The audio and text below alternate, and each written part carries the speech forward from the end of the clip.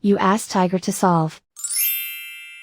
This deals with linear equations with one unknown. The final result is x equals 1. Let's solve it step by step. Group all x terms on the left side of the equation.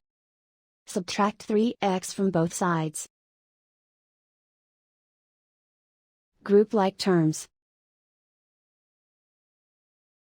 Simplify the arithmetic. Group like terms. Simplify the arithmetic. Group all constants on the right side of the equation.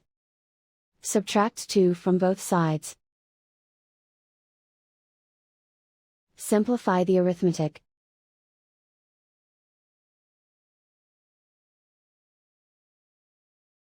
And so the final result is x equals 1.